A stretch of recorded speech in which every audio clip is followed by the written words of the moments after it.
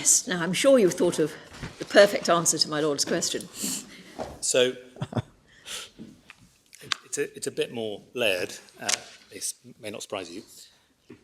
I think the first point we would raise, just in relation to my Lord Reed's question, is that currently the only authority we have in relation to justification and third countries in the context of charities is that one paragraph in Persia.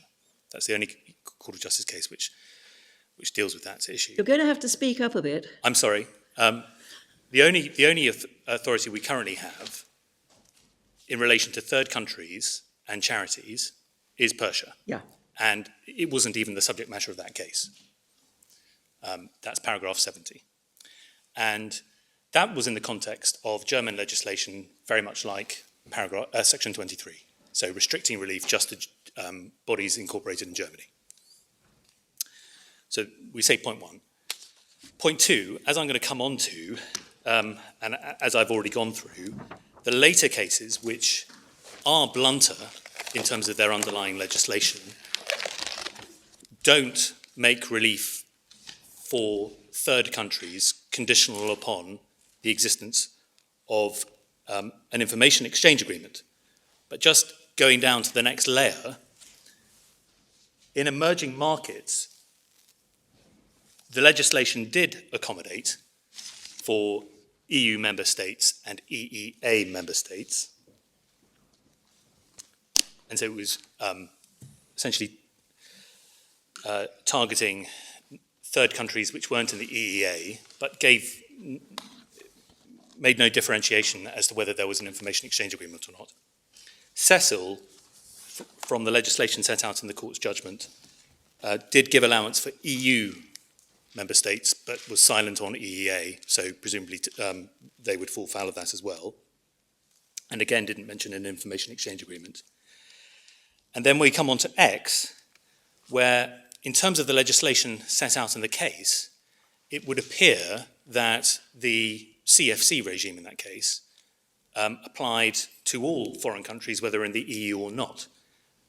But because of some comments by the court and the Advocate General, it's unclear whether there was some other part of the German legislation, which isn't set out in the judgment, which might have taken EU member states out. That's unclear. We have, over the short adjournment, been looking at the German legislation and the paragraph cited, and my learned leader does read German, and we can't find any allowance for EU member states or EEA member states. So X, but we accept it's unclear, X looks quite similar to our case, i.e. it just, if you're outside Germany, we're going to apply this legislation to you, albeit in tightly prescribed circumstances, which I'll come on to address you on. So in relation to my Lord Reed's concern that you are faced with national legislation which just gives relief for bodies incorporated in that member state, we would say, first of all, none of the cases appear to say that the national legislation has to distinguish, at least post-Haribo, has to distinguish between a variety of circumstances. It's fine if you have legislation which is a broad ambit, i.e. doesn't discriminate between situations where you do have access to information and those where you do. And at least in relation to X, it would appear that the legislation targeted everyone outside Germany. But, can I just stop you a moment? By all means. I find it very difficult. Here we are dealing with a relationship between the UK and Jersey, which everyone agrees is very special and very close in many ways. And here we are examining German legislation in order to try and find out what it was doing or wasn't doing in relation to a succession of quite difficult European cases. But I mean, what do we know? I mean, we know that we didn't get a sharing arrangement with Jersey in relation to inheritance tax until 2010 or 11. Whereas we have had one in relation to income tax since 1952. I mean, aren't we entitled to assume that until then the British government assumed, or revenue assumed we could get the information wanted by other means, because it's been dealing with Jersey since 1984. Why do we have to sort of look for some special sort of arrangement when we're trying to interpret the application of a UK statute in relation to Jersey? The whole exercise I find very difficult to get my head. It might be useful to go. I can take you to the 52 treaty, but No, I don't. that expressly only applies for income tax. This Yes, shows we it's know a that. surtax. Presumably there were good reasons why it wasn't thought necessary to bring in something, agree something special for inheritance tax in 1984. But just in terms of the history of where we're dealing with, obviously just in answer to my Lord's question yesterday to my learned friend Mr. Steinfeld, what is the origin of Section 23(6)? It predates the 84 Act slightly. It first appeared in the Finance Act 1975, Schedule 6, paragraph 10.3. So that's the origin of the wording we're looking at. Sorry, say that again, 1906? Finance Act 1975, Yes. Schedule 6, paragraph 10.3. That was in relation, was it inheritance tax then? Or was it? That was capital transfer tax, which was, and then which then gets relabeled, but also altered into inheritance tax. Because the 84 Act is a consolidating statute which incorporates a whole raft of finance acts which are related to capital transfer tax. And as at 75, there obviously was no free movement of capital, let alone free movement of capital in relation to third countries, because we have the capital directive in 88, and then we get Maastricht. And we would say, well, we didn't need an information exchange agreement with Jersey because Section 23 doesn't give relief for charities in Jersey. So this issue only arises because of an external requirement of EU law. Was it Maastricht? Because of Maastricht. Which was what the date of that? It came in 94, came into force. So from then you did need one, at least you didn't need one because you apparently got on without it. Indeed, but then the Court of Justice's jurisprudence in relation to charities took a bit of time to come on, and we obviously have the Stauffer case, and then we have Persha, but that's all in the 2000s.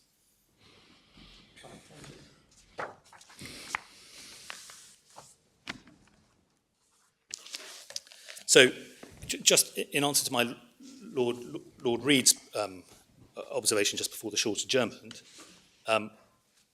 we do say the fact that if one is looking at Section 23 and one was looking at, say, before the alteration in the law in relation to a charity in France, well, the revenue would obviously be in some difficulty in relation to that because we don't have the sledgehammer style approach to proportionality. We have the sort of anxious scrutiny which one has as between member states. And it may well be that such a charitable gift would have to be recognised essentially via Section 23 by one way or another. But we're not dealing with that case. We're dealing with third countries. And what the Court of Justice says in all the cases coming up to X is, well, when you've got a third country case, the legal context is very different.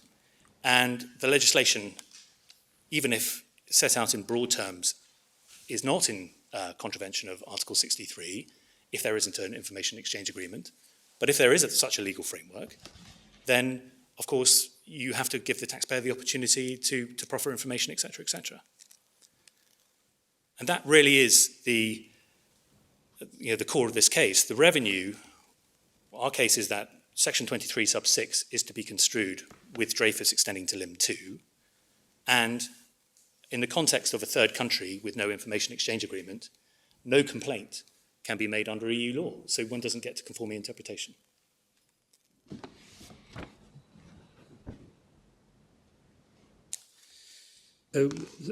So although Section 23(6) would impose exactly the same restriction, namely a restriction to British trusts, whether the trust in question was based in a jurisdiction such as Jersey, with which there wasn't a relevant information exchange agreement at the relevant time, or on the other hand, was based in a jurisdiction where there was such an arrangement,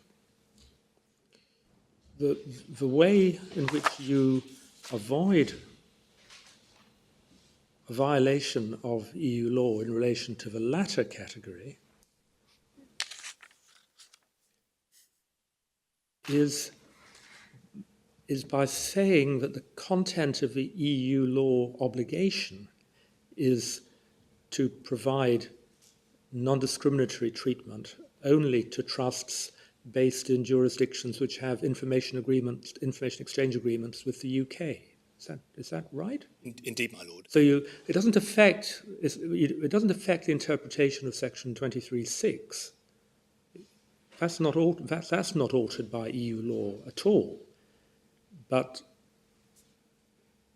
there are two ways you can get to that, my lord. Our primary case is you don't have to, on the facts of this case or similar, conform Section 23(6) at all. But if we're and you would say, just say, for example, just to test it, just say that this was a case brought by a trust in a jurisdiction which did have an agreement, a relevant agreement with the UK, okay, and say, and its complaint would be, well, under Section 23(6), we don't qualify for the tax exemption. And how do you get round that? Well, in those circumstances, provided that the revenue was satisfied on the evidence proffered, because the taxpayer in that context would obviously have an opportunity to put forward evidence, provided the revenue was satisfied, the answer which the cases are telling us is that relief would have to be given in that context. But you can't. Well, all right. It would be an You have to read some words in, won't you? I mean, you're not altering the law. I'm wondering how you do this lawfully without, as it were, dispensing with statute. Because you're not altering the law. The legislation is remaining exactly the same. The legislation on the page is obviously remaining exactly the same, but one is essentially having to put a pair of EU law spectacles on to read it in a conforming manner. But I thought you were. Yeah. But I thought you you weren't. There was no conforming. Yes. there's no conforming interpretation required if there is no infringement of EU law in that case. That's what we say. You can't, a taxpayer who has, let's take two taxpayers. One has had their EU law rights infringed, the other one hasn't. And in this context, it could be for a variety of reasons. It could be because the restriction is justified in their case, or it could be because Article 64 applies, the standstill provision, which essentially allows the legislation to stand. Now, in either of those two cases, the taxpayer doesn't have any complaint under EU law. That taxpayer cannot essentially piggyback upon a complaint of another taxpayer who does have a valid EU law complaint to get the benefit of a wider reading of the statute as conformed to EU law. And I understand my learned leader is going to be addressing on that, but that ultimately comes from paragraph 52 of the Hurst case.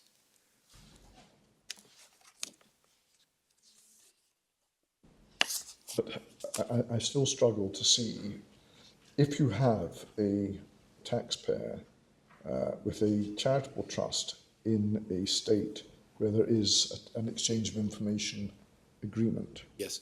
And if you have a UK statute which says this relief is only available to UK charities, which is the revenue's position under both limbs, Yep. what right in law has the revenue to read down that that provision, untaxed by concession? I think is an expression that's used in the case law, without establishing a conforming interpretation.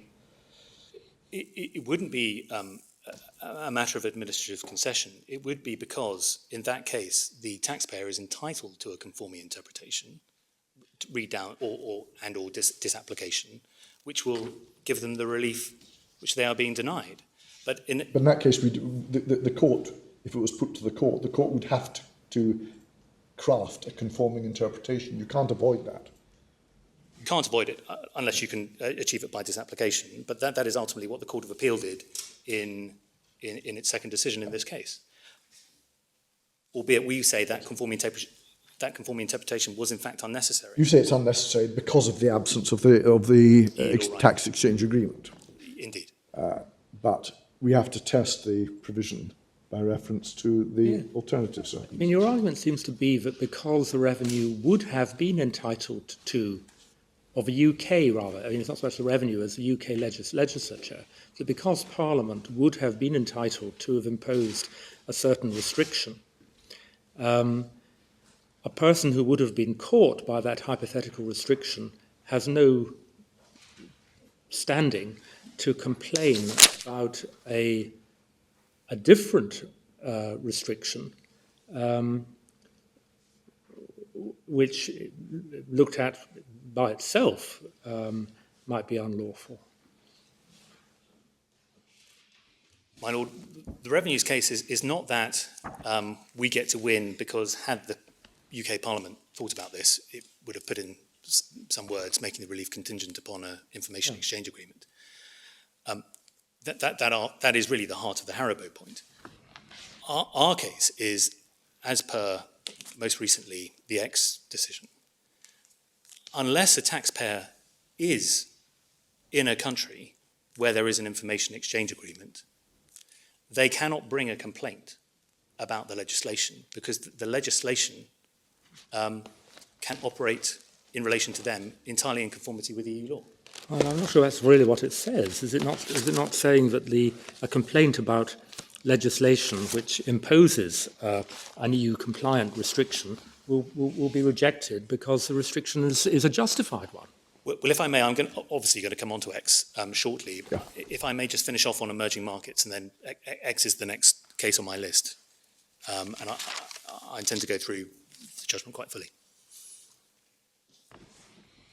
I mean, what's actually said in X is that the dispositif is on 1527, and it's relevant one's paragraph 3, that Article 63 must be interpreted as not precluding legislation of a member state under which, etc., etc., etc., unless there is a legal framework providing treaty obligations that empower the national tax authorities of that member state to verify the accuracy of information, and so on and so forth. So it's saying that Article 63 doesn't preclude legislation which effectively ties tax relief to the ability to verify information about entitlement of relief, which could obviously include the ability to obtain verification from the authorities of a relevant third country. So it doesn't preclude legislation to that effect. Well, but we're dealing with a situation where there is no such legislation. Well, my Lord, if I can respectfully suggest that actually what the Court of Justice is doing in X is entirely the opposite. The dispositif has to be read in the context of 95 and the German legislation at issue. The German legislation at issue, as set out in the judgment at least, just says if you're outside Germany, this legislation is going to apply. There is no get-out clause if there is an information exchange agreement in the German legislation. And then if you look at 95, the Court of Justice says to the extent that such a legal framework, that is talking about the existence of an information exchange agreement, not its mention in the national legislation. To the extent that a legal framework does not exist between the member state and the third country concerned, it must be held that Article 63 does not preclude the member state concerned from applying legislation, and these are the important words, such as that at issue in the main proceedings, which provides for the incorporation of the income of a company established in a third country. So it is actually saying the German legislation here, blunt as it is not in contravention of Article 63, regardless of whether it makes preferential tax treatment depending on an information exchange agreement. And respectfully, my Lord, I would suggest the dispositif has to be read in that context. Yeah. Thank you.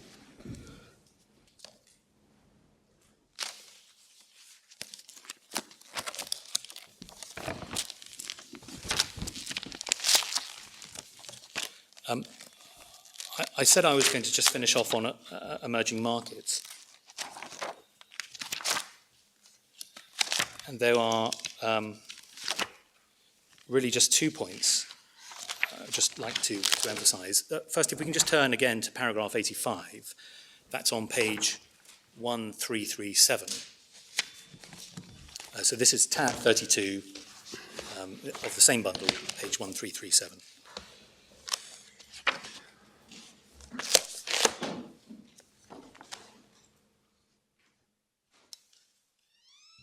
And the point I just wanted to make was, beginning of 85, it draws a distinction between the cases it's mentioning at 82 and the possible situation in emerging markets, because as you'll recall, it's unclear whether the US-Polish tax treaty is actually going to have a framework which could give the information. So they say, unlike the cases which give rise to the judgment cited in paragraph 82 of this judgment, where there was no obligation under an agreement on the non-member state concerned to provide information. And then you see, with the result that the court ruled out the possibility that the taxpayer himself could provide the evidence required. We say that that is an accurate summary of the rule the revenue in this case are relying on, i.e. a straight connection between the existence of an information exchange agreement and the possibility that the member state has to consider evidence put forward by the taxpayer. And that then is then carried through to the dispositif, which is on page 1341. Paragraph 2.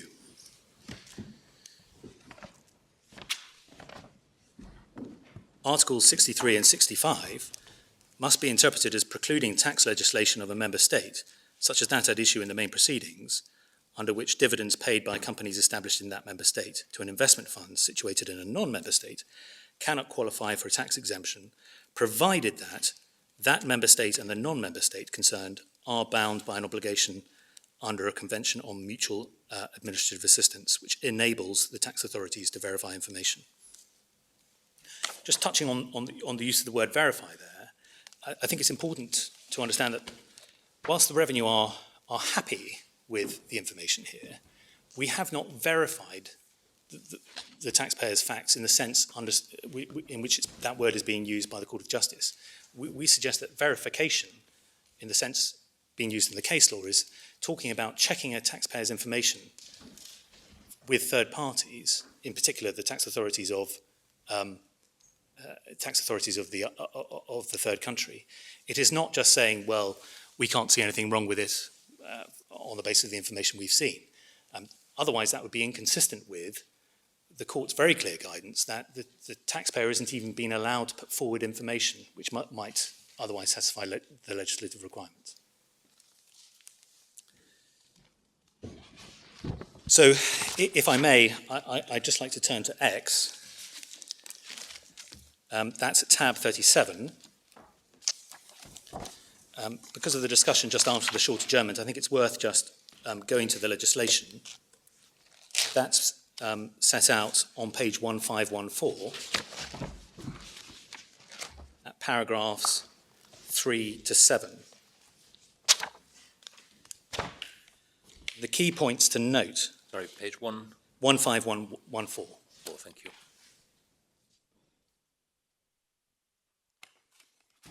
And the key points to note are that at paragraph 4, there's a definition of a foreign company,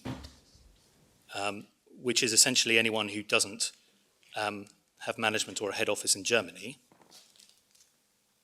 and which is not exempt.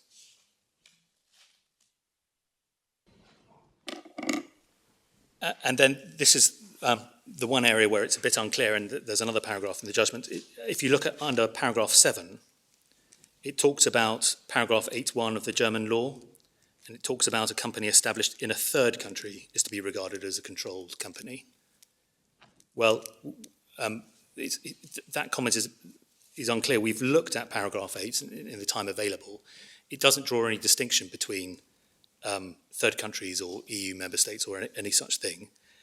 It just talks about a foreign company, which after all is defined in paragraph 7, as set out at paragraph 4 of the judgment, as being anyone who's not in Germany. But I'm not saying it's clear beyond all peradventure, but that appears to be the nature of the German legislation.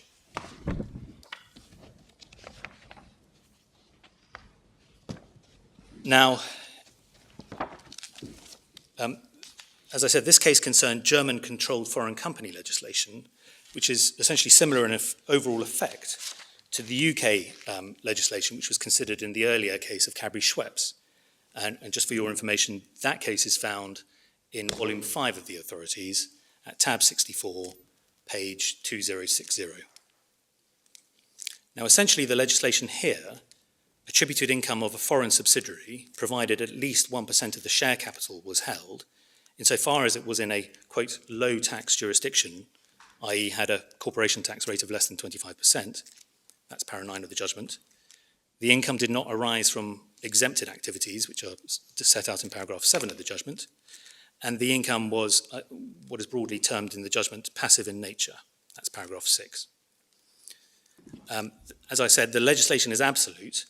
There is no exemption from it, insofar as the subsidiary was, for example, in a third country with an information sharing agreement. I don't think we need to go into the facts in any particular detail, but those are summarised at paragraphs 9 to 12 of the Court of Justice's decision, and perhaps more clearly at paragraph 4 of the Advocate General, which is on page 1491. Now, it's worth turning to the Advocate General's opinion first, where they discuss justification, and that's at paragraph 91 onwards. So if we just turn to page 1504,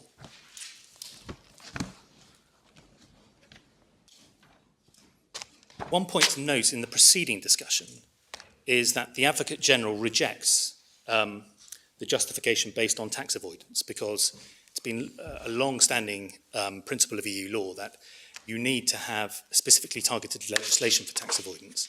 This legislation, contrary to what my learned friend was saying, it was not, whilst targeted to some extent, was not sufficiently precise in order to gauge that justification on its own. And that's held ultimately by both the Advocate General and the Court of Justice. But turning to effective fiscal supervision, the analysis there starts at paragraph 91. But the key part I'd like to take you to is paragraph 96, which is on page 1505.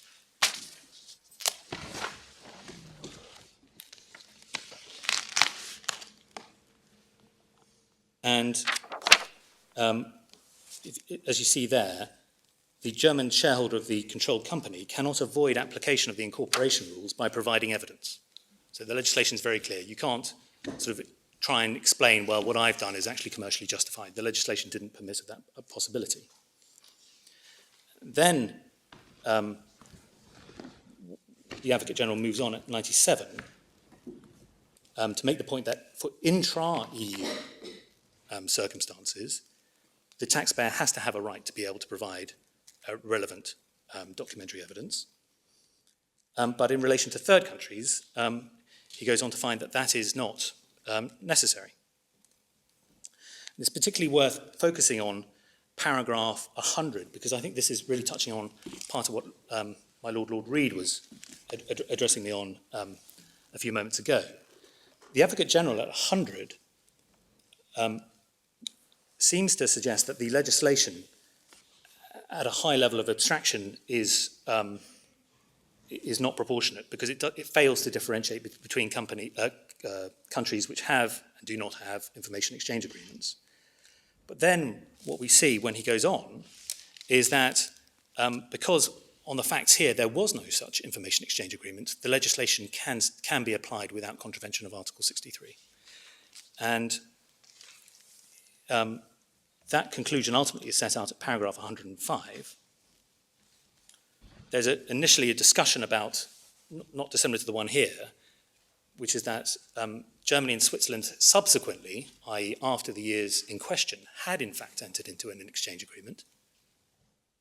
But he finds that it doesn't apply for the relevant years in question. And then at paragraph 105, he finds that consequently, having regard to the circumstances of the case in the main proceedings, and unless there exists a bilateral framework, the exchange of information that is applicable to the facts in dispute in the main proceedings, so that's important, it has to be in relation to what's at issue, which is for the referring court to verify, I considered that, and then notice he italicizes the application of the incorporation rules provided by the German law may be justified. So, my Lord, the Advocate General here is almost engaging with the same struggle, as it were, which you're having to grapple with and will need to grapple with in this case, namely that you've got legislation which doesn't discern between situations where on the one hand justification can be made out and on the other where it can't. But that doesn't prevent the member state from being able to rely on that legislation, or, as he says, the application of that legislation in circumstances where there is no exchange agreement. And as we all come on to see, ultimately the court reaches a similar conclusion. So the analysis of the court, the one thing I should say, the one thing that differentiates the analysis of the court from that of the Advocate General is the Advocate General's analysis really proceeds on effective fiscal supervision, whereas the court deals with the three justifications offered by the member states as a totality. But in my submission, I don't think any difference really arises from that. So at 71, this is on page 1523, you see the three justifications which are identified, and at 75, they are said to be closely linked. And as I said, they are then dealt with collectively. But note, the court has already made the point that preventing tax evasion and or avoidance isn't possible as a justification on its own, because the legislation has to specifically target that. And the point made by the Court of Justice at 86 brings that home. Rather than this being carefully tailored, this is automatic legislation, which creates an irrebuttable presumption of tax evasion or avoidance. So it can't be justified just on the basis of that justification. So after having gone through various principles, the key turning point in the court's reasoning is paragraph 89.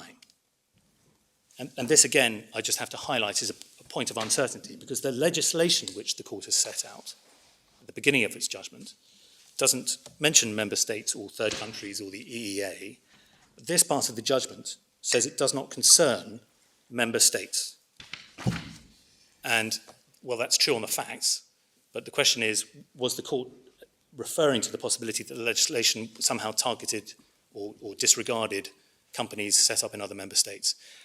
Over the shorter German, we've looked at the German and the French versions of the judgment, and we can't find any clarity on that. So, and as I said, we've had a look at the underlying German legislation, such as we're able to in the time available, and again, we can't see any differentiation which disregards the situation for the member states. But I have to draw that to your attention. But what the court is ultimately doing at 89 is setting aside to some extent some of the reasoning which applies in the paragraphs above, which apply to transactions between member states. Now, in relation to what my Lord Reid mentioned to my learned friend Mr. Steinfeld before the short adjournment, at 91 we have the formula or the words "if necessary."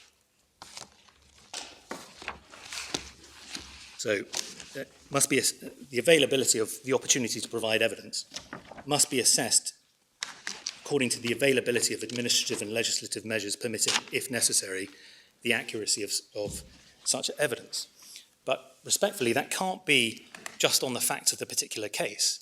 It must be referring to the legislation and whether, in terms of the scenarios addressed by that legislation, it would be necessary for a member state in at least some situations to be able to verify whether those conditions are met.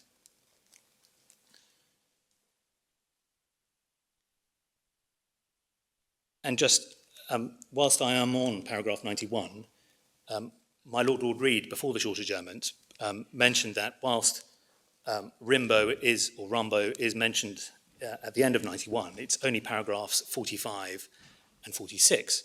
But we would say, well, that's true, but it also refers to paragraph 85 of emerging markets, which I'm just taking you to, which essentially makes the same point. as that's set out in paragraph 50.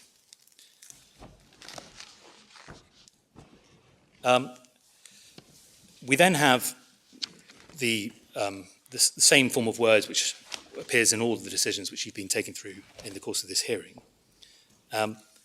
But we then come to 94, and again, very clear statement that a member state is not required to accept the information relating to the activities of a company established in a third country in which a taxable person of that member state holds shares, when it is not able to verify, if necessary, the accuracy of that information. So essentially repeating 91.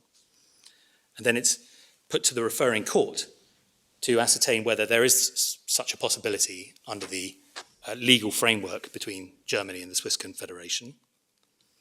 But then, as I've already addressed you on, paragraph 95, we come to the very stark position set out there, which essentially echoes what the Advocate General has said, namely that legislation which, in the context of a third country which does have a information exchange agreement, where that legislation offers no opportunity to provide evidence, well, that will be contrary to EU law. But if you're not in that situation, then you can see that the Court of Justice says that Article 63 does not preclude the member state concerned from applying legislation. And respectfully, that is what the revenue are. The revenue's case here is that we are simply applying legislation, section 23(6, as construed properly, in circumstances where there is no information exchange agreement. And there is absolutely nothing wrong with that from a European law perspective.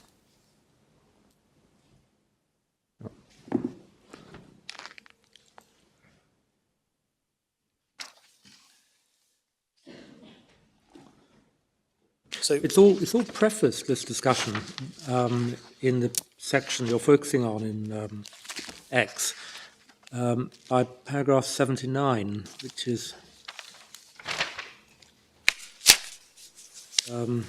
identifying the general issue being addressed as whether the legislation goes beyond what's necessary in order to attain its objective.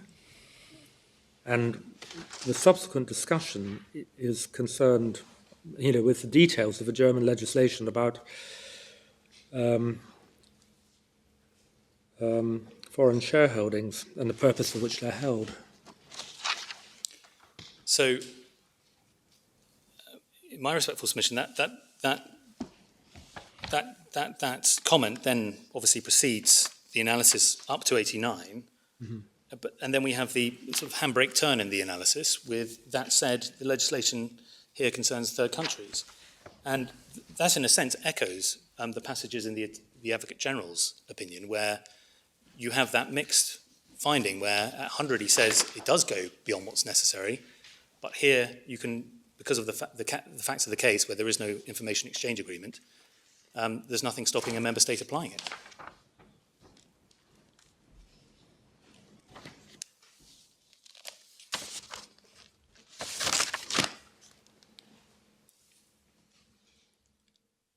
If I may say so, this analysis, for anyone who is used to dealing with EU law, can seem quite alien, but it's important to understand that we are here dealing with a fairly unique treaty freedom, which unusually applies, or gives rights under EU law to the persons outside the EU.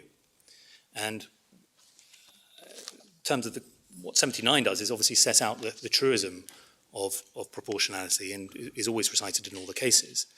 But the revenue's fundamental point here in this case is that when one is dealing with third countries, the analysis of proportionality is radically different. And there's no starker illustration of that than the reasoning of the Advocate General and the Court in X.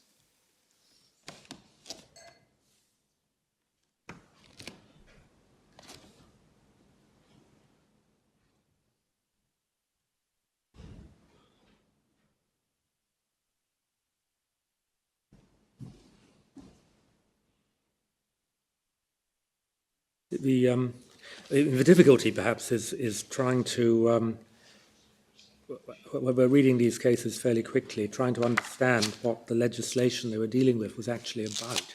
this case seems to be about the taxation of German residents on earnings from shareholdings in foreign companies.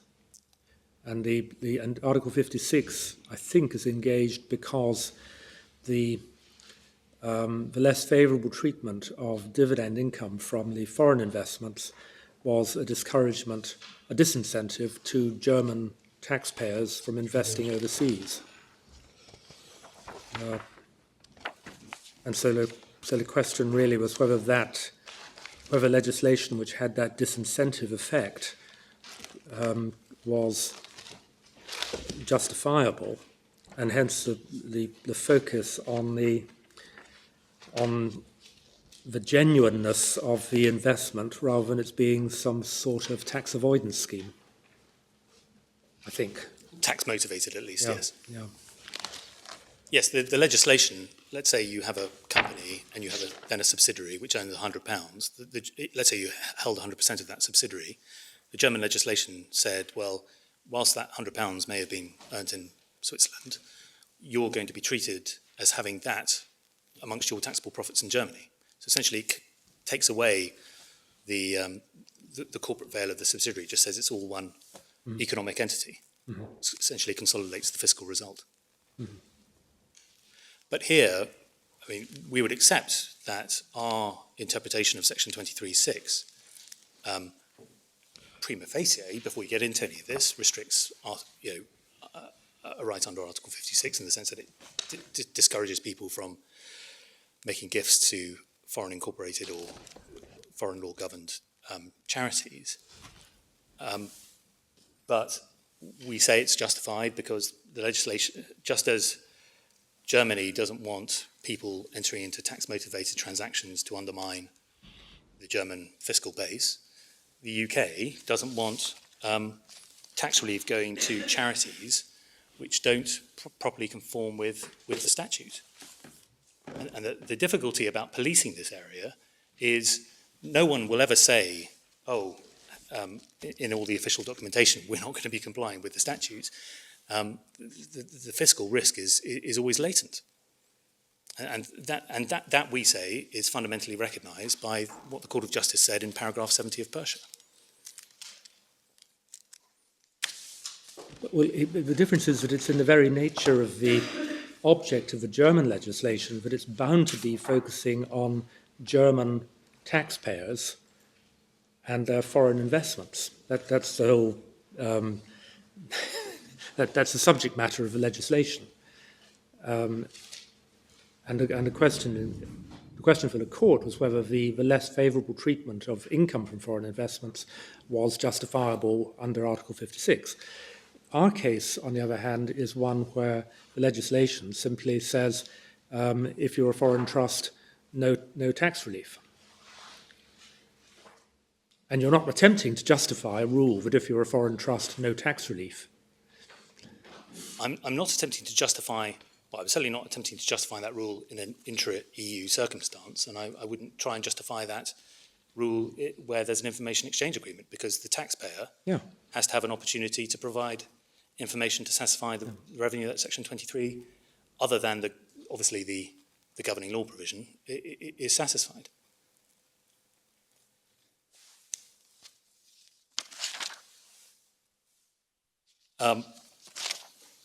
Just in terms of some very short points before I move on to Dreyfus, because as we say, X is the high watermark of our case. In our submission, we say it's clear that as a result of X, which after all is the decision of the Grand Chamber, that both the Haribo point is, if it ever had currency, certainly doesn't have it anymore. And secondly, that our approach in relation to the question of proportionality, namely that the taxpayer just doesn't get an opportunity to essentially prove their case unless they're in a country with an information exchange agreement, is clear. Now, if you think there is any doubt on that question, then obviously the appropriate route is obviously to make a reference. But our primary case is that X has provided very helpful clarity in bringing together some of the themes and strands which have been running in the case law leading up to it. Faced with a prohibition or an exclusion of the relief for any charity other than a UK charity, what would be the case the taxpayer could prove? We say we are an analogous charity in a regime that is equally good as the UK in maintaining the boundaries of charity, or what? I mean, how would it answer the claim? So I think this is a question I think was raised by my learned friend. The charity obviously doesn't have to show it's a UK law trust because you ignore that condition, but it would have to show that it otherwise complies with Section 23. Once the taxpayer then put forward their claim under Section 23, the revenue would be entitled to verify obviously the information put forward by the trust itself, but could also then engage upon a multifactorial inquiry just to make sure, if it felt it was appropriate, to ensure that they were dealing with a genuine charity. Otherwise, the revenue would be faced with a situation where a claim is put in under Section 23. All the documents look as if they would comply with Section 23, and either the taxpayer puts forward evidence of foreign law to show that, for example, if the trust were varied, it could only be varied to charitable objects, essentially the CPRA doctrine, which we have in the UK, something like that. And then the revenue, so that would be dealing with the legal elements of it, but there would obviously be questions about ensuring that, notwithstanding the formal documents, that what was being set up was in fact genuine. Thank you. The relevant parts of our written case on that are at paragraphs 89 to 93. That's of the bundle, page 142 to 3.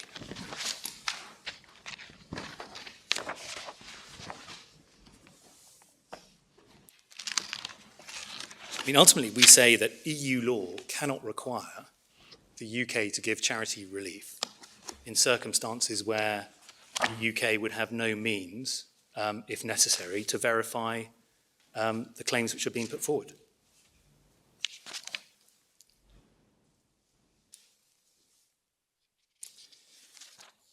Well, it might if there's no legislation imposing a requirement to that effect. Apologies, my lord. Well, you say it can't be in a position that UK law entitles people to tax relief where they don't meet the requirements you mentioned, but that could be the position if the law doesn't actually contain the stipulations that would ensure those requirements were met. Well, I mean, effectively, put it like this: if the revenue haven't amended the law since the Maastricht Treaty, with problems of this kind from Jersey coming down the tracks, then they may find themselves in a less advantageous position than they would like to be in. But that might be the consequence of the failure to amend the legislation. Well, that may well be the case, my lord, after Maastricht comes in, because then one has to consider Dreyfus. And it may well be that if the Court of Justice had taken a different route in its jurisprudence, the revenue could be exposed to that. But the way the law has in fact progressed leading up to X is the Court of Justice has laid down a very stark binary choice. And if you are in a country with an information exchange agreement, the member state can't bring complaint about anything else about the charity, i.e. leaving aside the fact that it's obviously got to comply with English law, or latterly UK law. It can't say, well, you're not benefiting UK individuals, or you can't complain that it doesn't serve a UK public benefit. But what the Court of Justice has consistently held, that if you want to avail yourself, essentially, of rights under Article 56 as a third country, if there is no information sharing agreement, then you can't bring a complaint about the restriction. We say the analysis is as simple as that.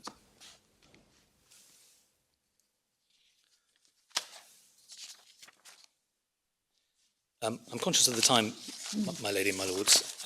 If I may, I'd like to turn briefly to the domestic argument, and then my learned leader is going to address you on conforming interpretation, and then we still have issue E to deal with, albeit I think we'll probably stand by what's set out in our written case on that. So, if I may, I'd just like to bring up the Dreyfus case itself. That's in Authorities Bundle 1.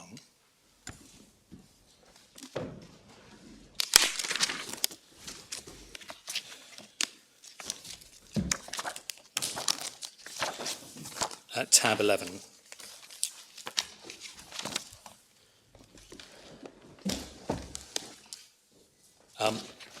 So just for your notes, the reasons for which Lord Justice Kitchen found for the revenue, which the revenue seek to support in this appeal, are set out at paragraphs 37 to 41 of his judgment. That's bundle page 193 to 194. There are really 3 points, which I think is common ground. The first is the incongruity, alternatively discrimination, consequence of the appellant's domestic interpretation. The second is the practical difficulties. And then lastly, there is the issue that section 23 sub 6 is a definition clause for what constitutes property given to charities, set out in subsection 1. And we accept the key battleground is the incongruity and discrimination. That's a key battleground, but we would also say that the practical difficulties are extremely relevant as well.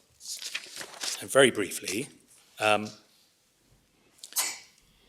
if we just take up Dreyfus, Dreyfus concerned a New York incorporated charity, which was seeking to obtain relief from income tax. And the definition of charity, which we are engaged with here, was essentially identical to that which was set out in section 37 1B of the Income Tax Act 1918. So that's why, via the Barris principle, it ends up affecting the construction of Lim 1. Wording similar to Lim 2 wasn't there, albeit there was an alternative provision, which I'll come on to just to highlight.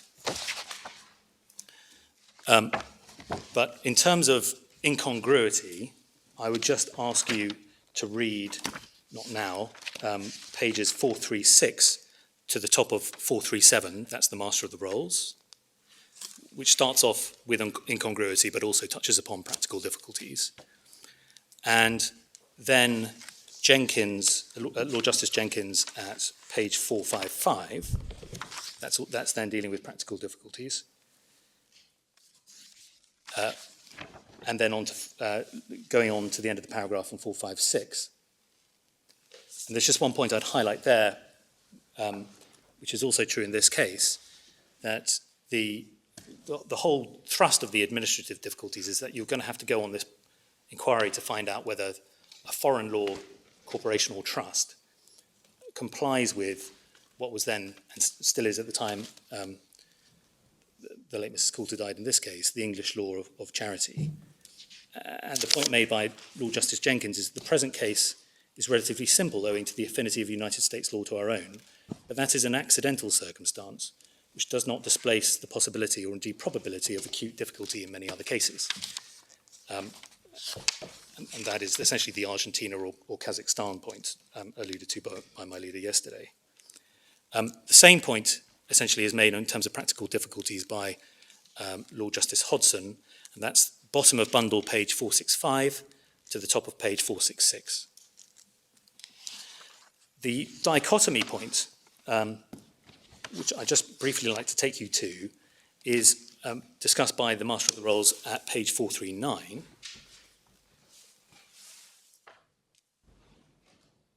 At the middle of the page, you can see the formula, there's mention of a formula, and Lim 1 essentially is any body of persons or trust established for charitable purposes only. So that's limb 1.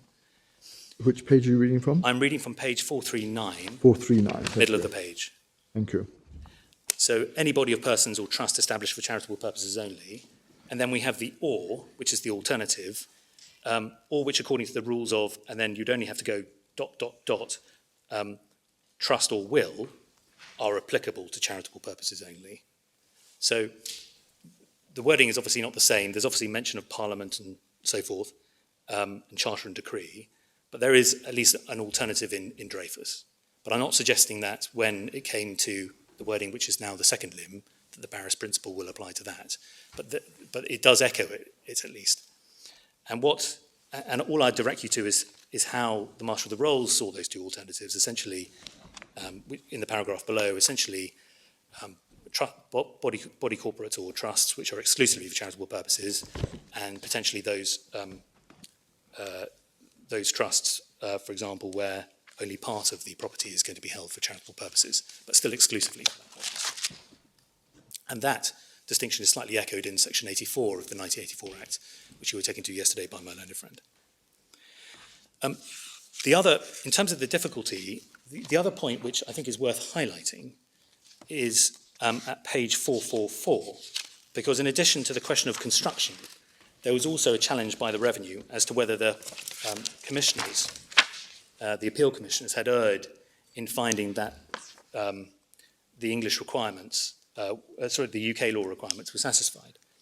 Because you can see the terms of the trust set out at the top of page 444. And the first one sets out in clear terms what the trust is about. So it's all about chemistry and chemical engineering and related sciences. But then there was an issue about B, which is the trust or the terms of the body corporate said to promote any other scientific, educational or charitable purpose. Now, on the facts of the case, the evidence of New York law was that was just void as a matter of New York law because it wasn't a kindred or incidental purpose to the main purpose in A. But it does illustrate the fact, which we mentioned in our written case, that if Lim 2 doesn't have the Dreyfus restriction, you are going to be faced with, say, an Argentinian trust, where the Argentinian language says, this trust is for charitable purposes. But obviously the Argentinian trust is saying, within the meaning of Argentinian law. And then the Revenue are going to have to go off and find out what Argentinian law of charity is, and then also whatever variations are possible as a matter of Argentinian trust law to see whether it could be varied to a non-UK charitable purpose. And that really is the practical difficulty. It's a sort of double inquiry which the Revenue would potentially be faced when trying to ascertain whether this Argentinian charity fell within, I think as the Master of the Rolls said, the intendment of the Elizabethan preamble, which is ultimately the origin of the English law of charity.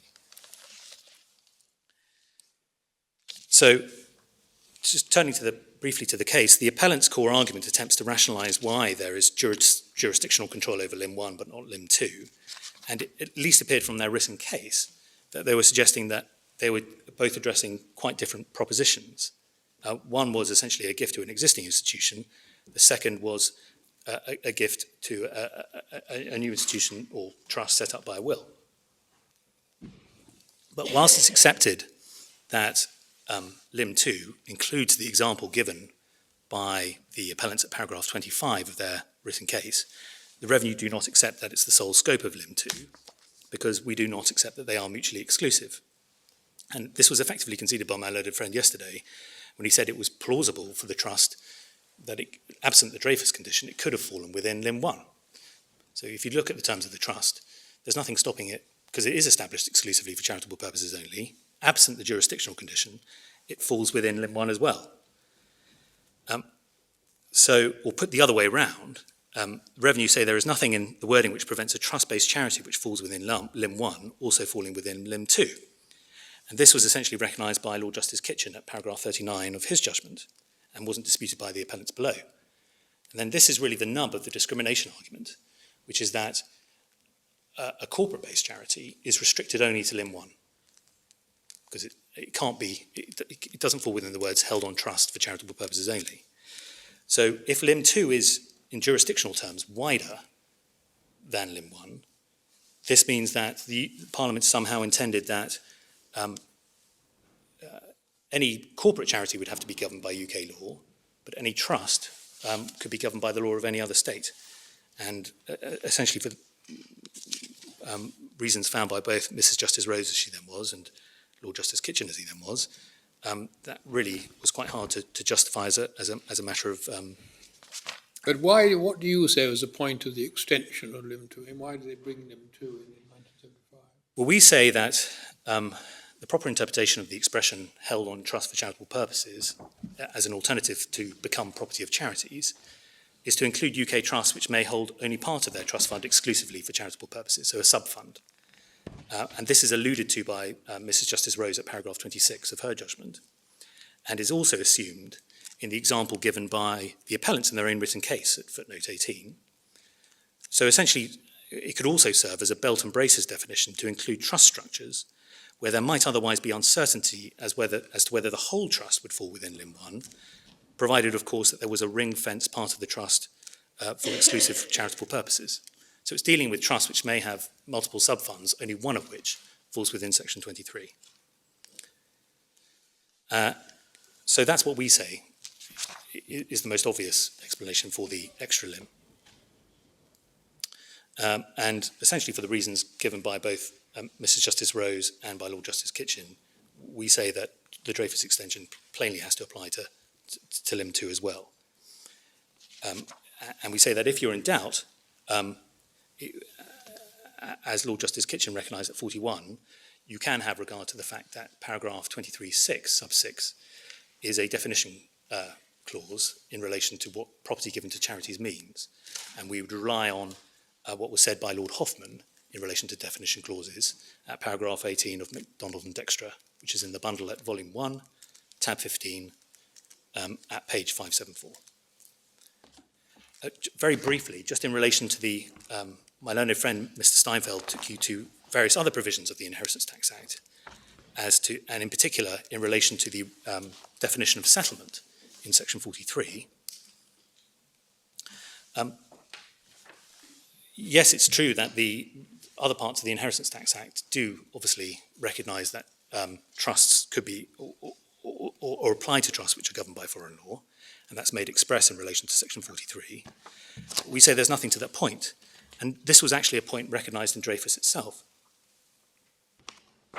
both by the Marshal of the Rolls in the Court of Appeal, at the top of page 435, where he recognised that body of persons was used elsewhere in the Income Tax Act to mean a foreign law body of persons as well, and then in the House of Lords by Lord Normand, who made it plain that the Dreyfus restriction in relation to trust was in the context of section 37, not because of any wider connotation.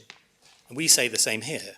The task for this court is to construe section 20, the meaning of the term held on trust for charitable purposes within the context of 23, not what it might mean elsewhere in the Act. In particular, the relevant property regime and section 58 to which you were taken, it concerns quite a different matter.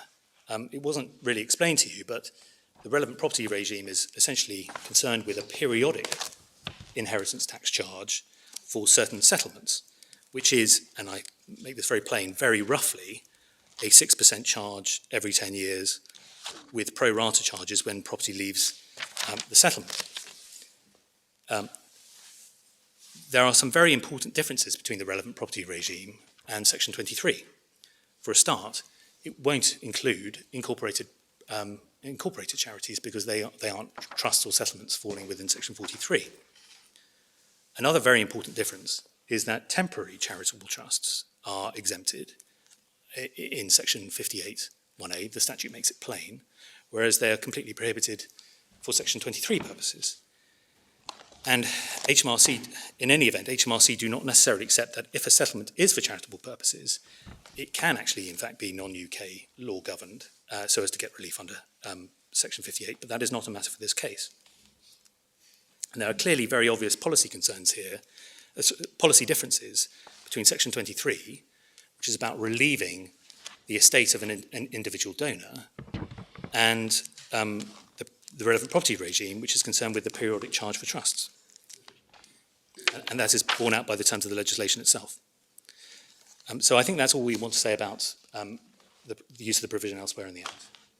And I think that concludes my submissions on issue B.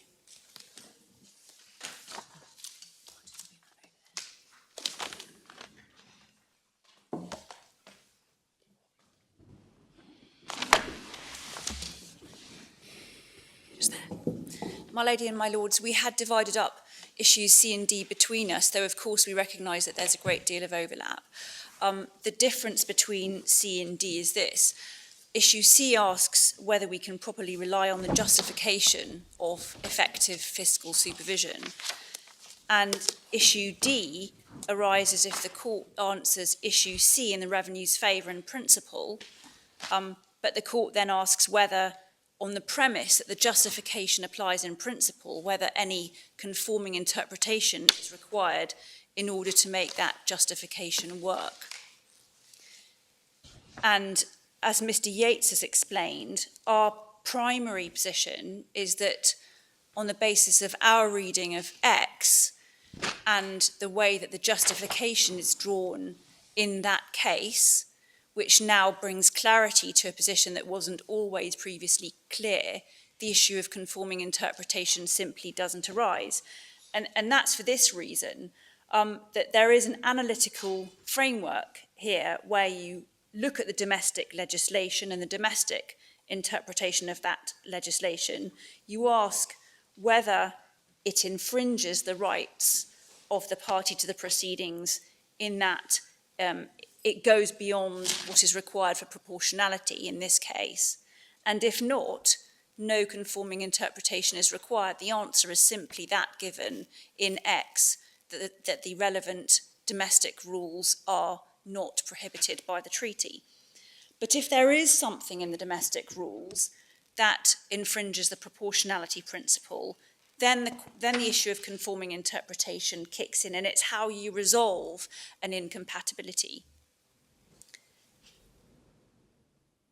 And you do that because, as a court, you are seeking to ensure that on the case before you, the relevant EU rights are upheld.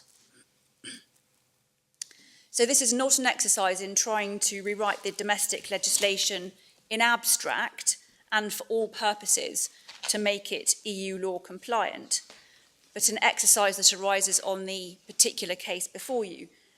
And you might then ask why it arose in this case, if our primary case is that this was entirely permitted under EU law and there was no infringement. And as my learned friend explained, it arose because of the Haribo point, which at the time of the Court of Appeal's judgment had not been clarified in the way now set out in X, because the X judgment was only handed down in February. And so at the time of the Court of Appeal's judgment, the suggestion was, on the basis of Haribo, that on any view, even in a third country situation, the legislation would not be proportionate if it didn't have baked in the requirement for mutual assistance agreement in the case of a third country. And so the conforming interpretation adopted by the Court of Appeal, as we understand it, was that baking in that requirement that was suggested might have arisen from Haribo. It was for the avoidance of doubt.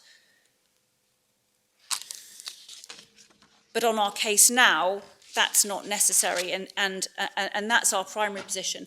And to show you how X fits in with the authorities on conforming interpretation, I think I should take you to two earlier cases. The first is the Marleasing case, and the second is the Hurst case that my learned friend has mentioned in passing. So Marleasing is at Volume 2 of the bound volumes, page 923 of the electronic bundle.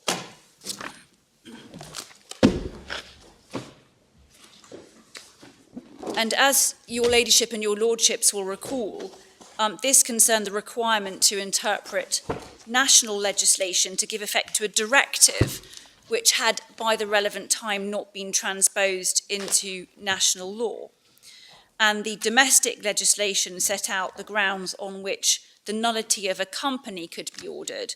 And the contention was that the particular basis on which Marley Singh sought to have the company declared void was not provided for in the relevant directive, which set out an exhaustive list of the grounds of nullity.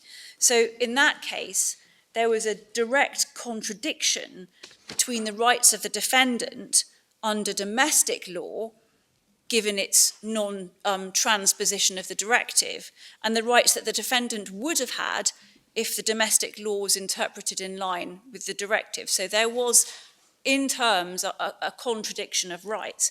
And in those circumstances, the court made the seminal ruling set out at paragraph 8 of its judgment, page 938 of the electronic bundle, that the National Court should interpret the domestic rules as far as possible in the light of the wording and the purpose of the directive in order to achieve the result pursued by the latter.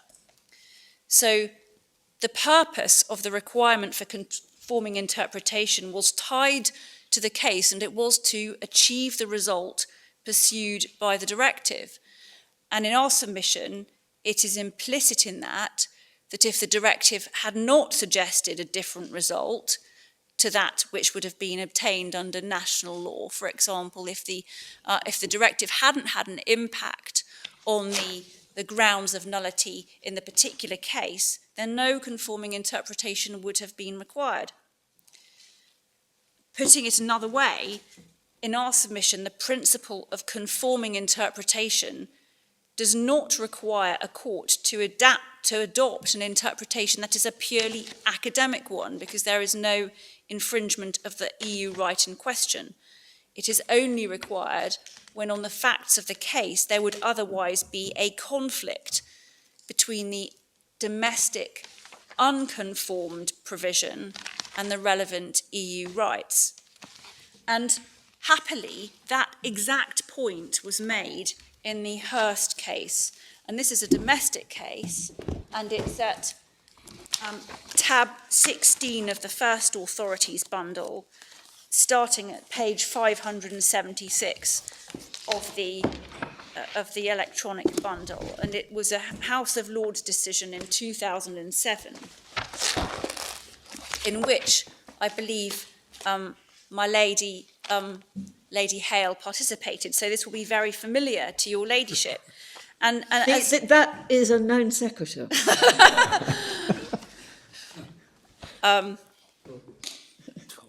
However, I do remember what it was about. Good.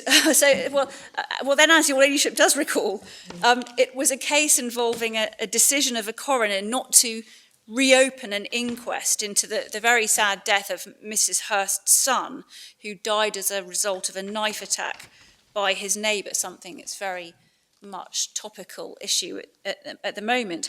And the question before the court was whether that refusal was in breach of Article 2 of the Convention on Human Rights. And the twist was this: the Human Rights Act had come into force a few months after Mr. Hurst had been killed, and that was the problem. And the point that provides the direct analogy to this case is that it was argued that the Article 2 compliant interpretation of the relevant provision of the Coroners Act, which was required by the Human Rights Act, should be applied in all cases, including the case of Mrs. Hurst and her son, who died before the Human Rights Act had entered into force. And that submission was rejected by the House of Lords. And along the way, Lord Brown made the comment at 52 that my learned friend Mr. Yates referred to earlier, because he then drew back to Marley Singh, and he explained that this provided an analogous approach to the approach that they were taking. And paragraph 52 is at page 603 of the electronic bundle. And he says, starting a few lines down, the answer to it, in my judgment, is to be found in the analogous field of European community law. And he refers to Marley Singh.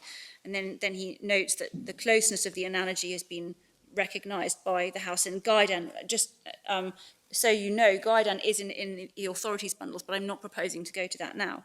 But then this sentence: where the Marr-Leasing approach applies, the interpretative effect it produces upon domestic legislation is strictly confined to those cases where, on their particular facts, the application of the domestic legislation in its ordinary meaning would produce a result incompatible with the relevant European community legislation.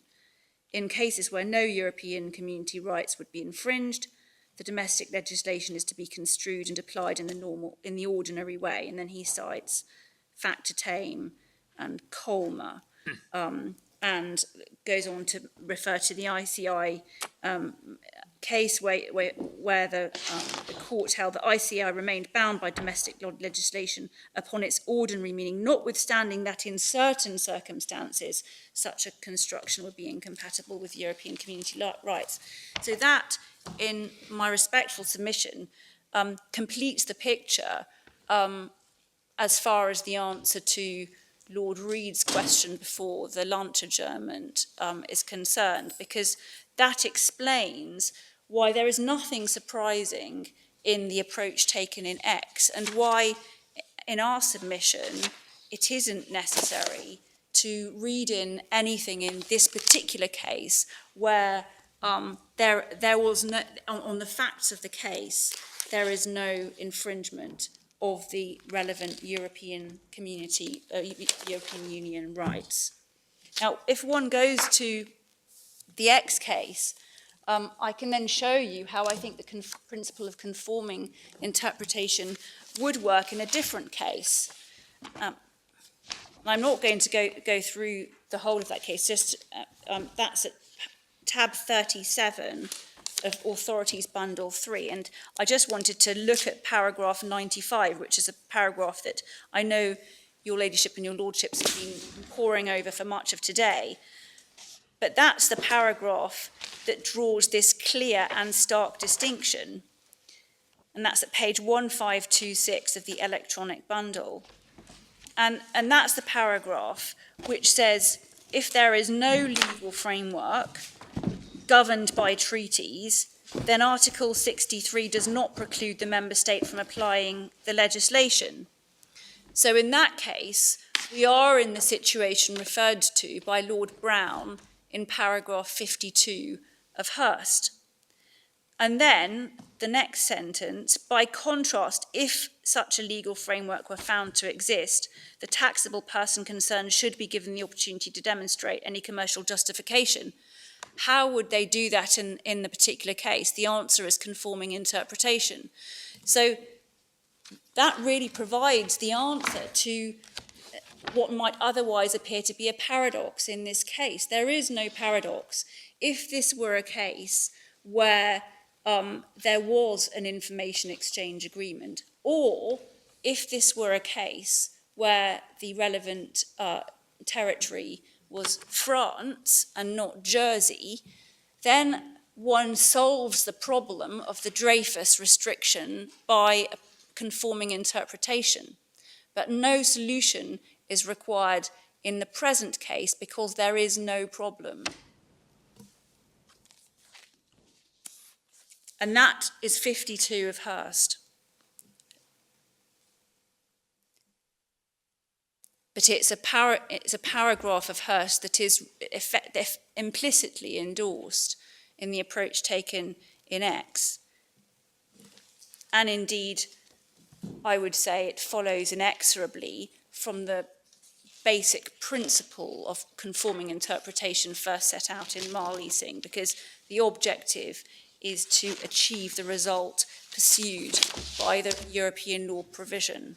And in this case, it's not necessary to do anything to achieve the result pursued by the European Union legislation, because on the facts of this case, there is no incompatibility. And this is really one of the relatively unusual cases where there is a precise read across from X to the facts of the case before the court. If you found for the revenue on issue C, you will have found that the application of the Dreyfus restriction to limb 2 of section 23.6 is in principle suitable to meet the objective of ensuring effective fiscal supervision, and the only remaining question will be whether the case law on proportionality requires something further to be read in to ensure a conforming interpretation. And the answer as given by X is that nothing further does need to be read in. So that's our primary case.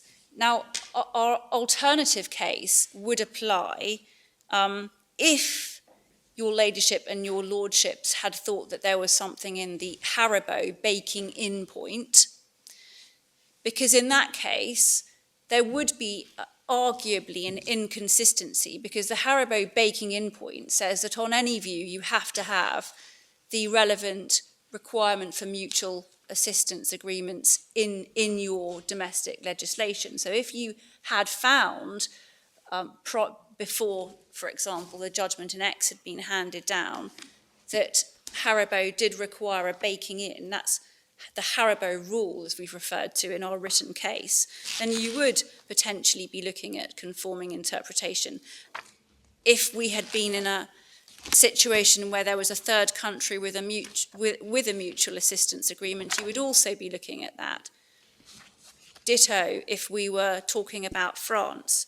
So in those circumstances, how would you conform the domestic rule? And the Court of Appeal's solution is, we submit, the right one.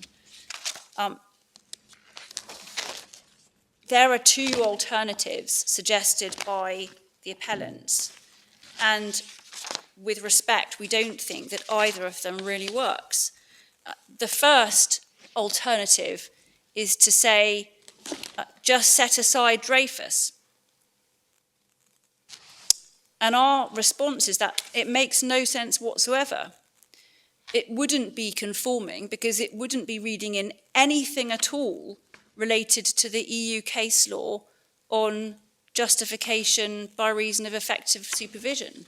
One would be completely ignoring the three requirements set out in numerous judgments of the court to which we've been taken today.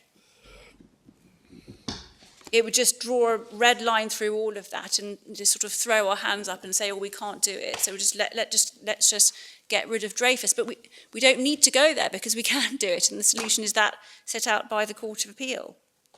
And the other consequence of reading the requirement for conforming interpretation in that way, in other words, giving up on conforming interpretation altogether and just getting rid of the Dreyfus limitation, is that would give relief to the appellants, even though we know that on the basis of X, the EU law analysis would be that the revenue is entitled to deny relief to the appellants given the absence of an information exchange agreement.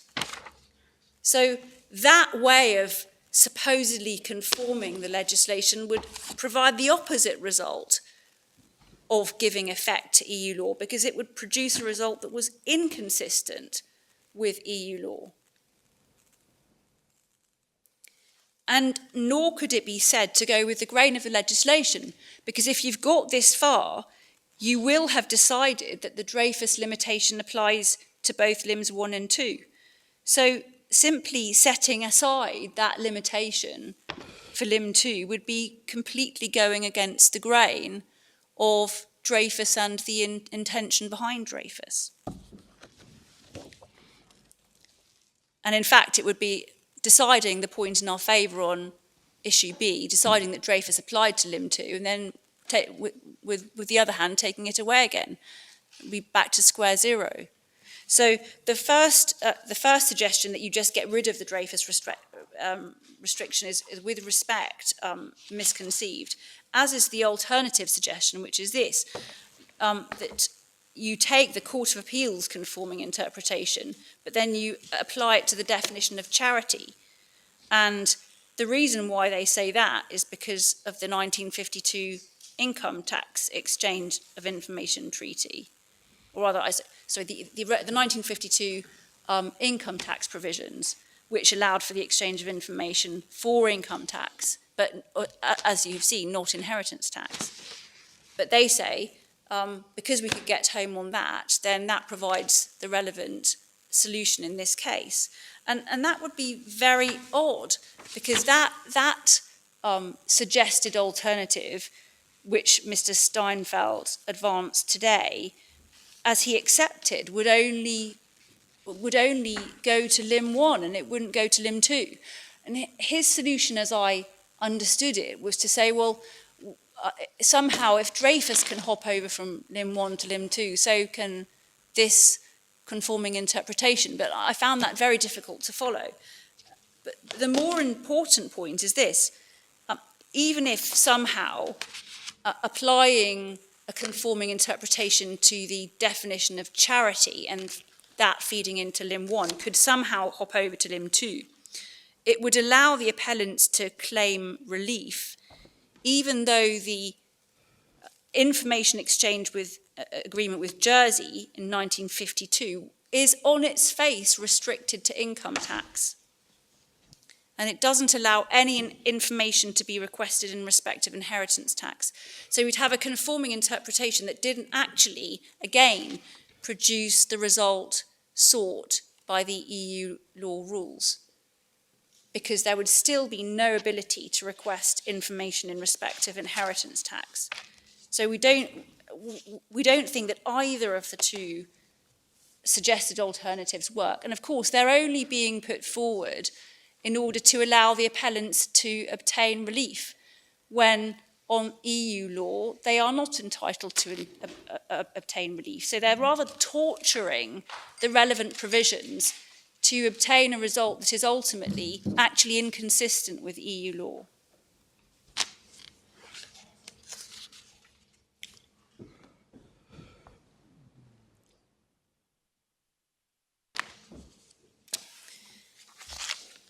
My lady and my lords, there are some other points on conforming interpretation which Mr. Steinfeld hasn't addressed today. They're dealt with in our written case. I don't think I need to trouble you with them further. So I think I can just say this. If a conforming interpretation is required, we consider that the interpretation that was proposed by Mr. Yates in the Court of Appeal and adopted by that court is an entirely orthodox interpretation that addresses the specific problem without going any further than that. It is effectively very similar to what the court did in Vodafone 2, case in which I was involved, where there was a similar requirement simply read in as an extra provision into the legislation. And that is the interpretative technique that Mr. Yates relied on in this case, which was adopted in the Court of Appeal. And it is correct for various reasons, if a conforming interpretation is required, because it's specifically directed to the provision that causes the root of the problem, namely the Dreyfus territorial limitation applied to section 23(6). It specifically addresses the EU case law, which draws a line between third countries with information exchange agreements and those without. And it does go with the grain of the legislation by building on the Dreyfus rule and effectively just adding some more exceptions in. So it follows the spirit of the Dreyfus restriction. And in our submission, that would be an appropriate conforming interpretation if one is required, but our primary case is that for the reasons that I've given, no such interpretation is required. Do you want to say anything? Mr. Yates is then going to deal very briefly with issue E, unless you have any further questions on issue E. Can I just ask you, things that's puzzling me, why is this case regarded as so significant for the revenue? Because this particular gift is accepted as a bona fide charitable purposes. Because there may be many other cases. Well, they may or may not, but this was, the laws change in the sense you've got your agreement since 2009. There have been amendments to the Finance Act since 2009. Well, that's a matter for those behind me, but that there is a concern that this may well have an impact on other cases than this one. And there's a general policy issue here. And as Mr. Yates has explained, it will not be in every case where, because of the particular circumstances of the case, the relevant information might be elicited. And as he's also said, in this case, we are not saying that there has been verification in this case. But certainly there would be a much greater problem if there was a third country that was not Jersey.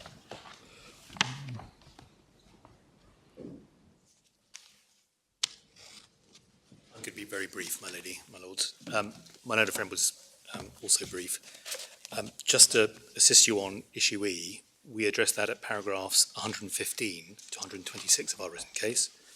It's addressed by Lady Justice Arden at paragraphs 81 to 82. That's page 214. I think the only point I'd want to just, as it were, ram home is that the legislation is giving relief. Section 23 is giving relief for a transfer of value. And we know when the transfer of value is because Section 4 tells us that it's immediately before death, as my learned friend has already alluded to. And we say there is nothing inappropriate in testing relief for Section 23 at that time.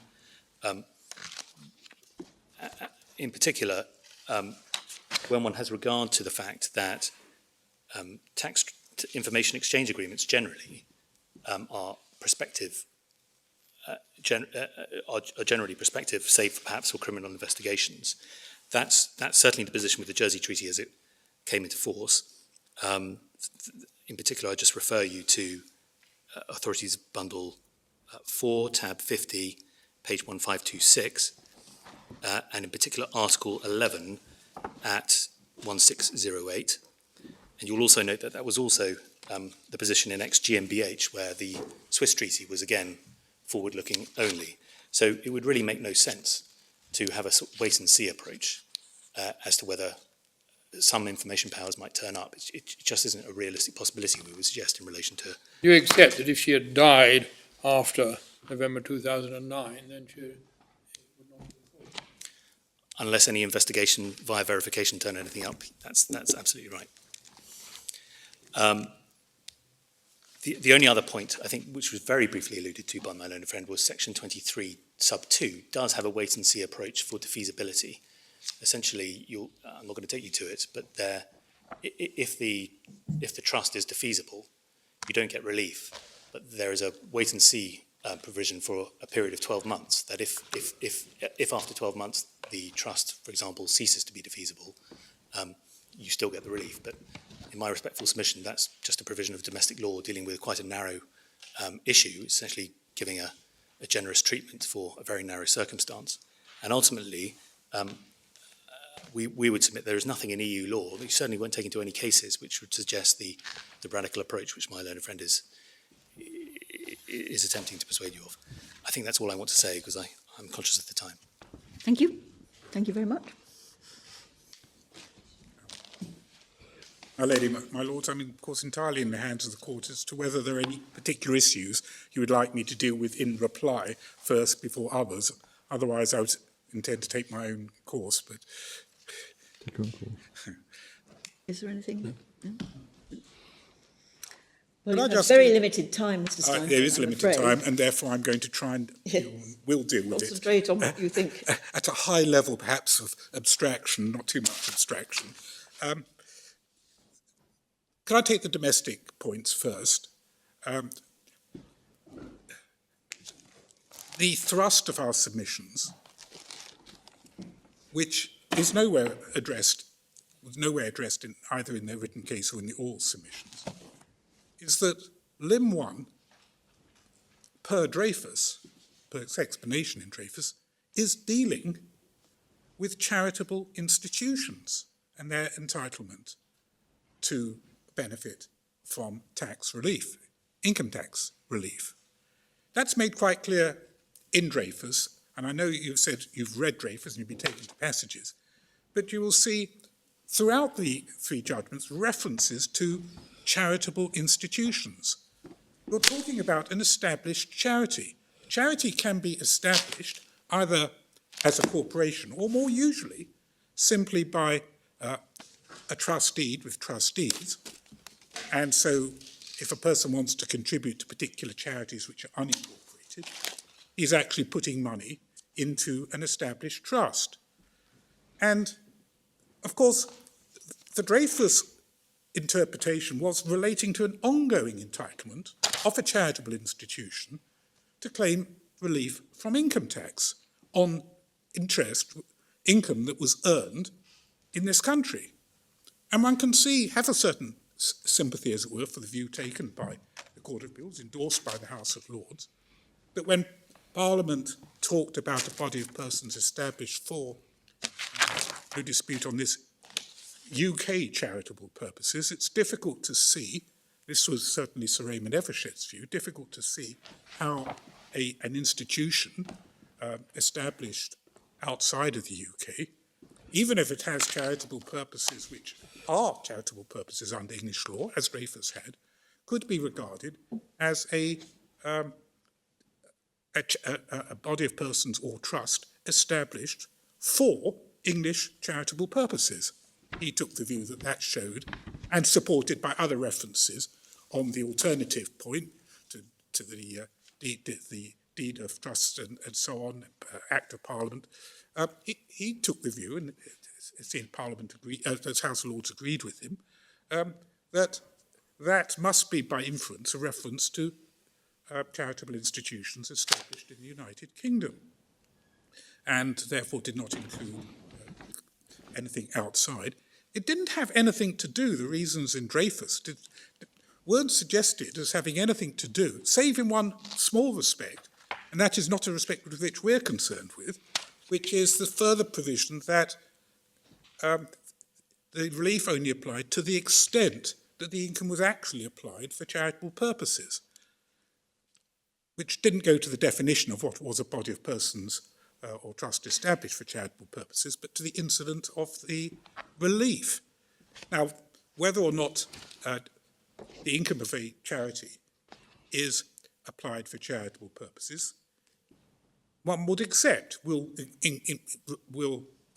mean that there has to be some inquiry as to what that charity is doing with its income. But it doesn't necessarily mean, and certainly none of the other reasons, have anything really to do with effective fiscal supervision. Now, when you come to Lim 2, you're not looking at the qualification of the person or persons to qualify as a charity to receive the gift. Lim 2 is concerned with the nature of the trusts upon which, by reason of the transfer of value, here Mrs. Coulter's death, that property came to be held. And on the face of it, we would respectfully submit, there is no reason, no good reason, to attach to that limb the same territorial restriction as as Parliament in 1918, it can be taken, but subsequently endorsed later with its in subsequent Income Tax Acts, thought should be applied to qualify as a charitable institution entitled to charitable exemption from the various taxes in the United Kingdom. It's a different inquiry.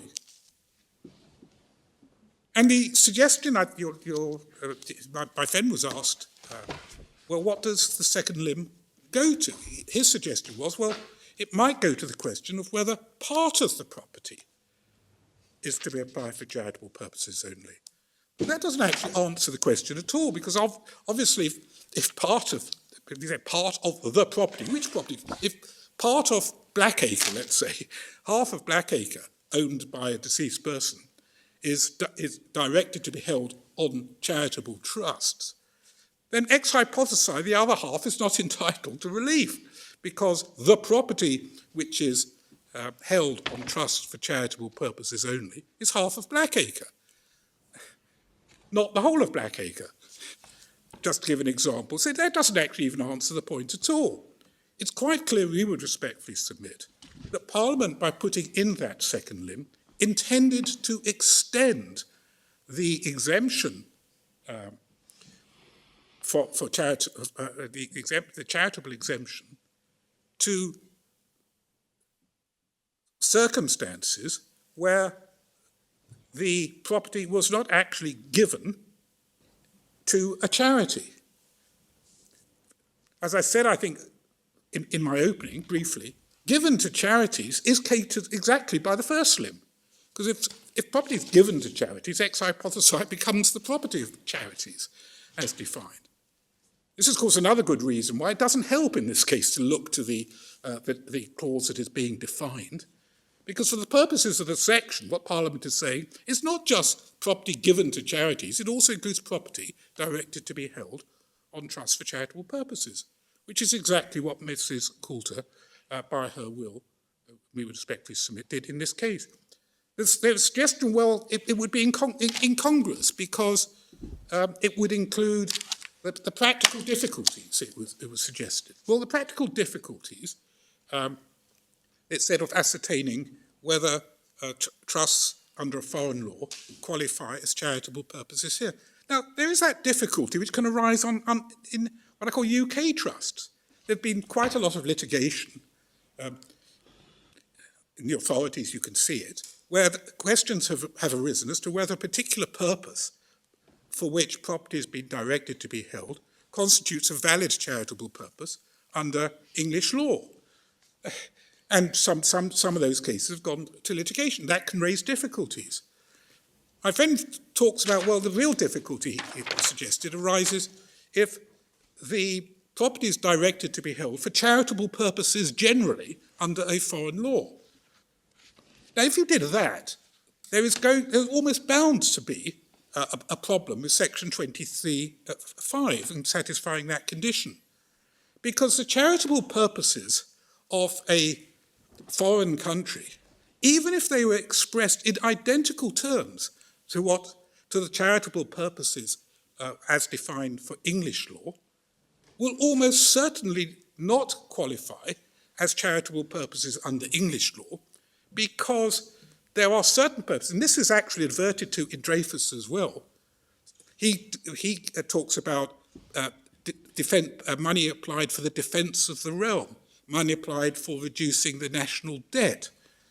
Those are charitable purposes under English law, but if you had the same purpose under the law of a foreign state, I suppose in 1918 you might have thought, well, suppose it was a trust established under German law, you would say, well, even if German law had that same purpose, we would not regard money that was being applied for the defence of the German realm as being a charitable purpose under English law. I do use that as a stark example. They usually end up, I mean, even under the defined expression, the Charities Act, it's usually a catch-all and other purposes of benefit to the community. Well, the community would be the UK community.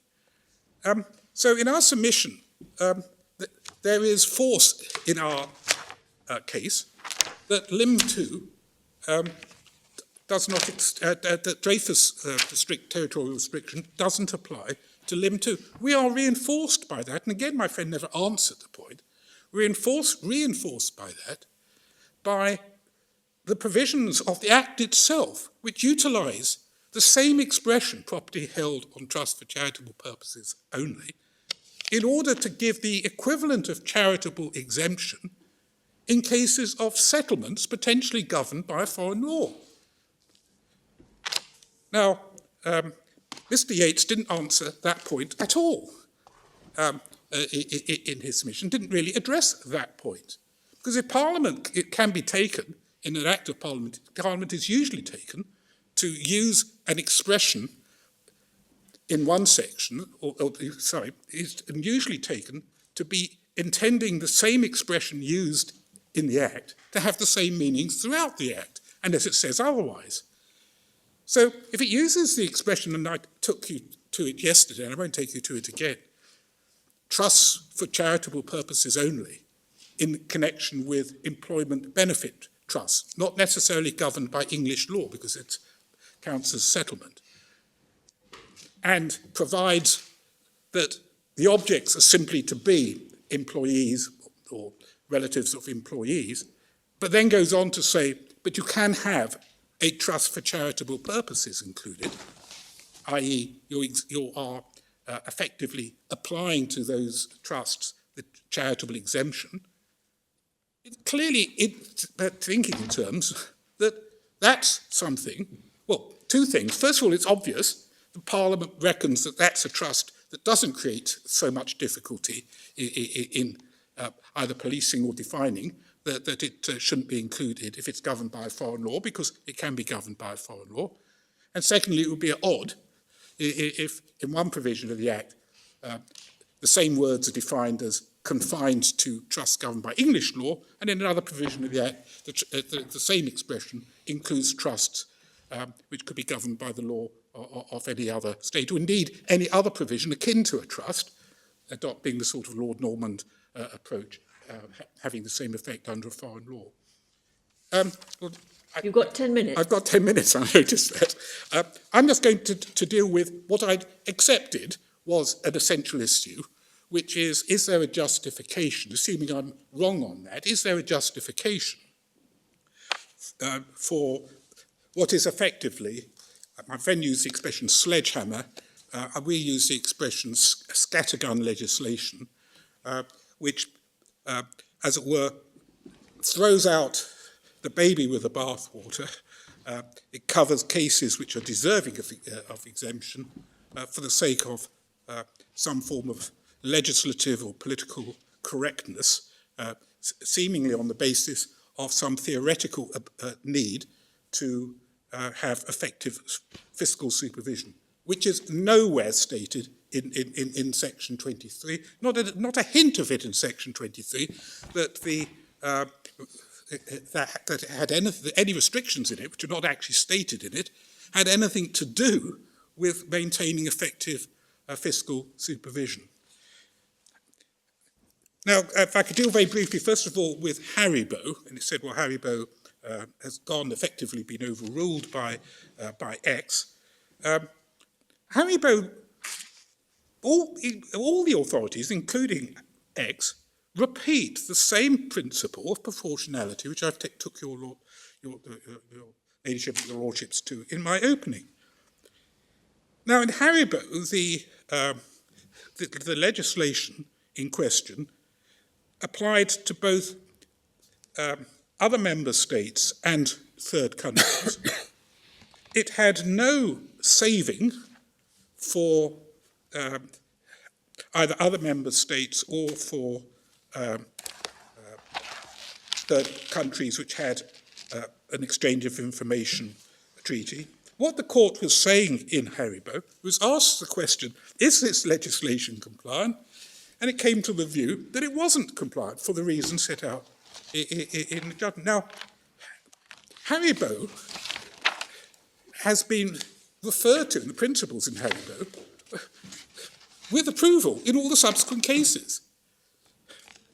Now, of course, it is always theoretically possible for a subsequent case sub silentio to somehow overrule that, but it would be rather strange if subsequent cases took the view that there were paragraphs in Haribo which were incorrect and didn't actually say, well, we refuse to follow it. Yes. Now, the other cases were Cecil, emerging markets, and X, all concern legislation that applied only to third countries.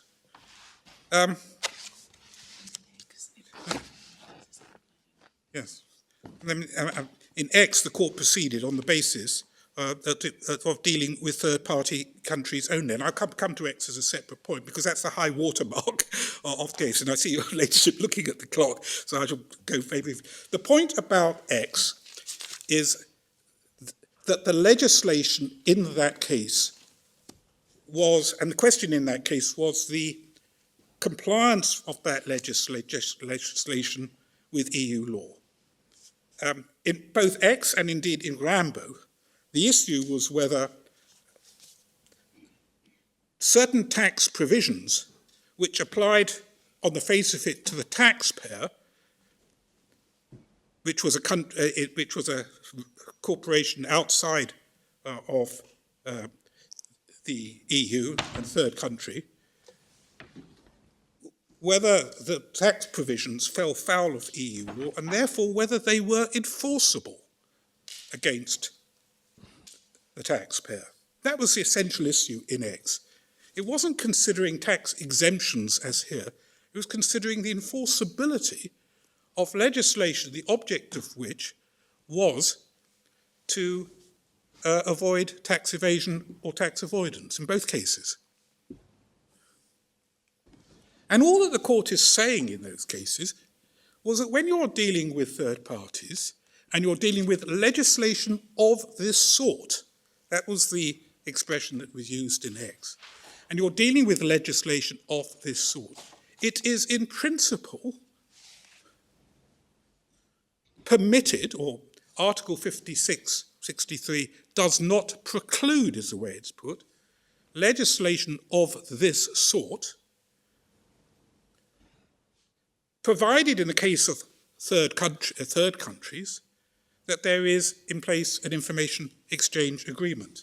It does not neither X nor Rambo nor emerging markets provide any authority we would respectfully submit for some new doctrine going plainly against what is said in all the cases, the three tripartite conditions attached to justifying EFS. None of these cases establish any principle that, seemingly the principle that's being said, in third countries, in regard to third countries, the national legislature can adopt almost any legislation it wants to deprive the persons in that third country of a tax advantage. All it has to do is say, well, EFS, and we can not give any opportunity for the taxpayer to satisfy the conditions. It doesn't say that at all. It accepted that in the case of that legislation, it was necessary to verify the conditions with the authorities of a third country, and it accepted that absence of treaty, it would not be possible to do so. None of them say in terms, well, proportionality goes, and in fact, in Velta, the proportionality principle was applied. It basically on the same reasoning as we have. You don't need to go to the tax authorities of the third country in order to get your death certificate.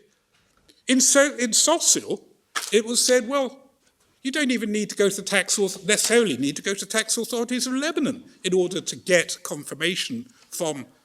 You don't need to force them because they may very well be able to provide you with a certificate to show the tax has been deducted. So there is no general principle it is right that in regard to third countries you can adopt legislation which in regard to other member states would appear to be disproportionate. But that doesn't open the floodgates to any legislation you want. And in the last few moments while I'm on my feet before the court ceases to be able to hear me at 4 o'clock, I would just say this, that throughout my friend's submission, not once did they really instance to this court any conditions attached to the eligibility of tax relief under the second limb, because that's all we're concerned with. It may extend to the first limb as well, but they didn't identify any conditions which required to be verified by which it would require to be verified by the competent authority of the foreign state or territory whose laws governed the trust. The nearest they got was in their written case.